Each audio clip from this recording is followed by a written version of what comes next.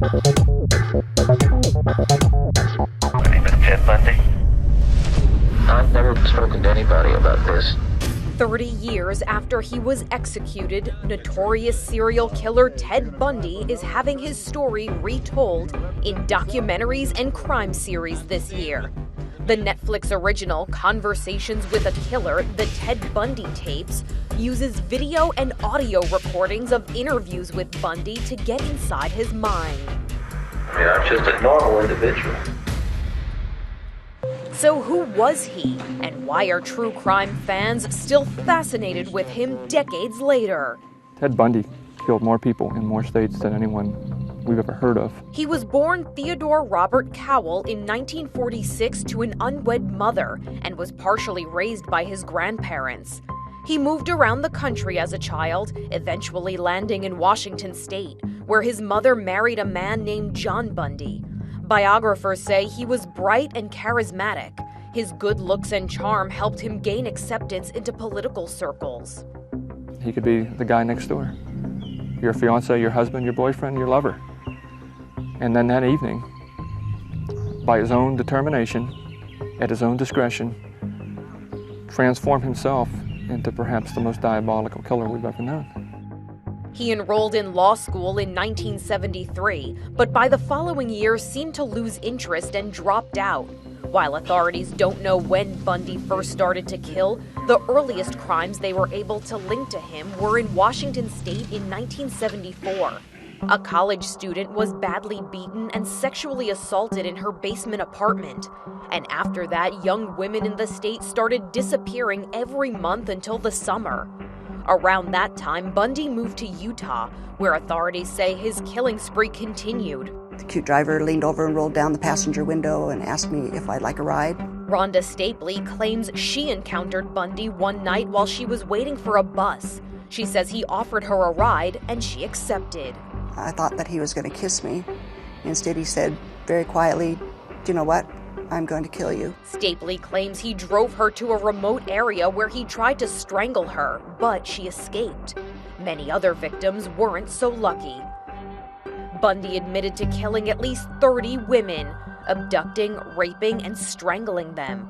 He also revisited his crimes by going back to view the corpses he left behind or bringing them home and continuing to assault them, sometimes sexually.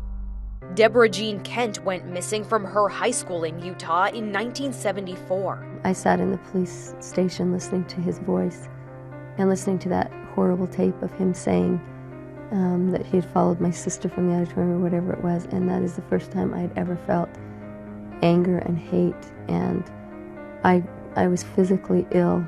Bundy was arrested in Utah in 1975 after being placed under surveillance for suspicious activity. He was arrested and convicted of kidnapping and assault of one victim.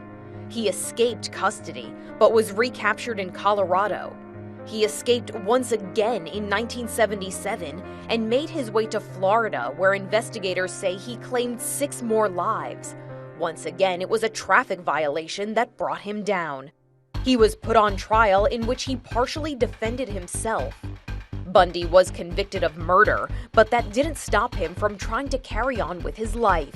Will you marry me? Yes, I will. And I do hereby marry you. Thank you. Bundy proposed to Carol Ann Boone in court during the sentencing phase of his trial.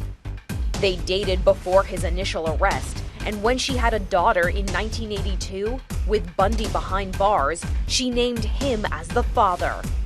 But the defiant move didn't sway a judge, who handed down a death sentence in this case. It is further ordered that on such scheduled date that you be put to death by a current of electricity sufficient to cause you immediate death. The punishment has done little to comfort the families he devastated. The mother of victim Denise Naslund says her daughter's murder ruined her life. I developed agoraphobia, and I don't go out anymore. I'm in this house 24 hours a day. It's like dying. I just think of how things were before Ted Bundy came into our lives. Nothing's the same anymore. While he confessed to many crimes, investigators say he recanted many statements and couldn't be trusted to tell the truth.